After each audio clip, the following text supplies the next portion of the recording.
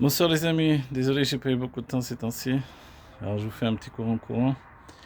Voilà, on est parachat Toldot, la paracha de Yaakov et Esav, la paracha qui réunit en fait toutes les générations, Abraham, Yitzhak et Yaakov. La notion de Yaakov lui-même, c'est cette notion de perfection des sentiments. Évidemment, pour atteindre la perfection des sentiments, il faut avoir une base. La base, c'est justement le fait d'être Tiferet. On va dire, mais si Tiferet, c'est déjà une perfection en soi, alors en quoi Yaakov il a un travail personnel.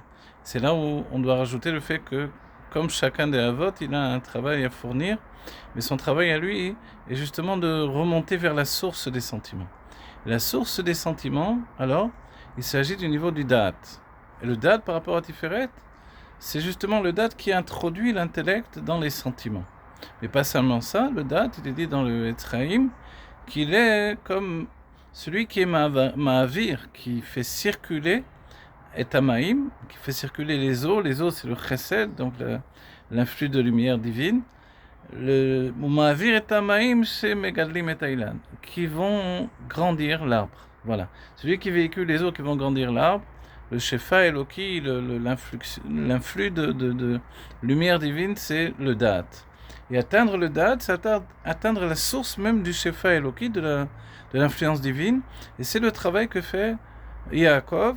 Et pour ça, il doit affronter l'ange d'Esav. D'un certain point de vue, évidemment, l'inconscient de son propre inconscient. Le fait que Yaakov et Esav sont deux jumeaux, c'est que Esav représente la part de l'âme animale qui est élevée dans sa source à un niveau supérieur que l'âme divine. Ils sont tous les deux dans le ventre de leur mère, donc c'est la situation que l'on connaît, la lutte intérieure. Une mauvaise pensée, une bonne résolution, une mauvaise résolution. Annuler l'engouement du cœur vers le divin avec des choses qui sont contre Dieu. Et ça, c'est la lutte constante que l'on a, qui est représentée dans la Torah par cette lutte entre Yaakov et Esav.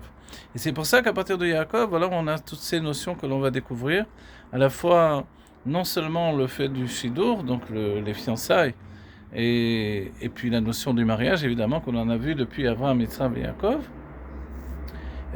Mais chez Yaakov, chez lui, ça prend une notion spirituelle d'élévation à l'image du Da'at qui s'élève. Donc le Da'at qui représente en fait la conscience du divin, c'est aussi le fait que nous sommes comme imprégnés du divin jusque dans nos sentiments humains. Et c'est ça ce qui caractérise le peuple juif. L'être juif par excellence, sa désignation intérieure, c'est ça, c'est cette âme qui est vouée à l'élévation. Autrement, si on ne s'élève pas, alors on chute. Puisqu'on ne peut pas s'élever constamment au quotidien, le Baal Shem Tov nous dit de voir dans le quotidien, dans la vie au quotidien, le message de Dieu qui me parle. Chez le Hari Akadosh, il fallait faire des Yichudim, des unifications célestes avec des noms divins, des combinaisons des noms constamment. Mais quand je suis en train de faire le ménage à la maison, de casser un œuf, de m'occuper, je ne sais pas, de plomberie, est-ce que je peux vraiment être au niveau des Yichudim? Alors le Baal Shem Tov qui nous fait comprendre que tout en fait la structure que Dieu a mis en place est une structure de rencontre avec Dieu, que rien en réalité ne vient me séparer de Dieu, et que dans tout ce que je fais, je dois rencontrer Dieu, et jusqu'au moment où peut-être je ne peux pas, parce que je suis dans un endroit qui n'est pas propre, etc., comme cette fameuse histoire avec les deux frères, Rabbi Elimelech Ben Izash et puis son frère Rabbi Zoché.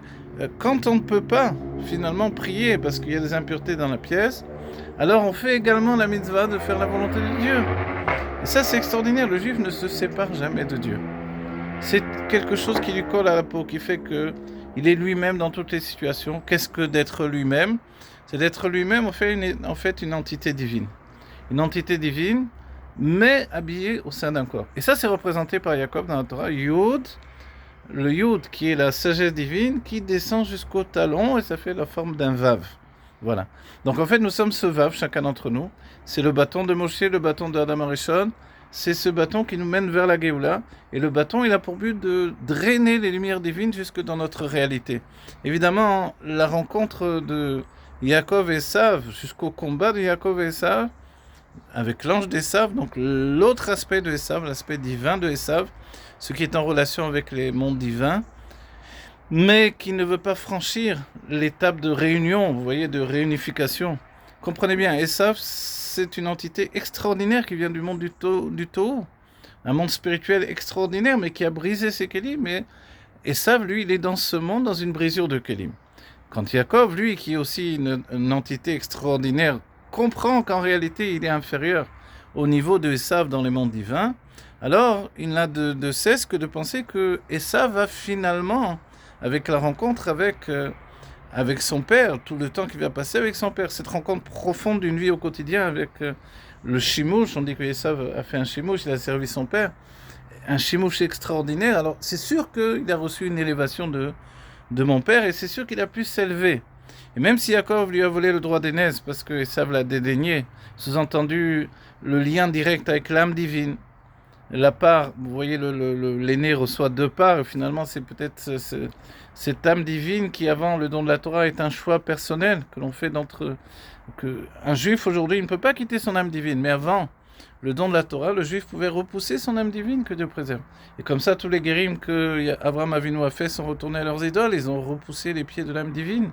Donc l'âme divine qui peut être traduite par conscience divine au moins, bien que c'est beaucoup plus profond que ça, parce que c'est une entité divine, cette âme divine dont nous sommes les dépositaires, Dieu nous a confié cette âme divine au sein de notre corps. Ça, c'est dans l'aspect de l'idée que nous sommes le corps et non pas l'âme. Alors, de ce fait-là, nous sommes propriétaires d'une entité divine qui doit aller avec nous, marcher dans la vie au quotidien. Mais dans l'idée que nous sommes, puisque le Lech Lecha, il a été exprimé dans le Zohar des deux côtés, du haut vers le bas ou du bas vers le haut, dans l'idée que nous sommes l'âme divine et le corps est étranger, dans ce cas-là, le corps est l'individu qui est en fait de l'essence de Dieu cachée dans la matière. Donc des deux côtés, qu'il y ait le Or Ensof en haut et le Or Ensof en bas, l'essence de Dieu en bas, c'est les Mala Mala Ad Ensof ou les Mata Mata Ad Tachlit. Finalement, tout en haut, tout en bas, le divin se trouve présent dans notre vie. C'est ça la vie d'un juif. Et ça, c'est ce que réalise Yaakov, et c'est pour ça qu'il va nous annoncer Im Lavan Garti. J'ai accompli mon travail de juif, j'ai fait les Tariag Mitzvot, les 613 Mitzvot, autant qu'on pouvait les faire avant le don de la Torah. Il les a fait, il les a accomplis, et de ce fait-là, il nous donne nous-mêmes la force de faire dans toutes les situations du monde. Étant donné que Yaakov représente l'âme investie dans le corps et dans l'exil même, alors finalement nous avons la force de remporter le combat de l'exil et d'entraîner la Géoula, c'est-à-dire de transformer même Esav pour qu'il devienne un serviteur de Dieu. Voilà. L'Echaim et l'Ivracha, que notre vie soit faite de lumière, que Dieu protège tous les enfants d'Israël, qu'il n'y ait plus de bombes, qu'il n'y ait plus que de la lumière divine, qu'on soit, au lieu de recevoir des bombes, que l'on reçoive de la lumière divine qui vienne nous entraîner vers le bien continu et la vie éternelle et tout ce que l'on attend. Voilà, je veux vous dire tellement de choses. Que Dieu bénisse ses enfants d'Israël immédiatement.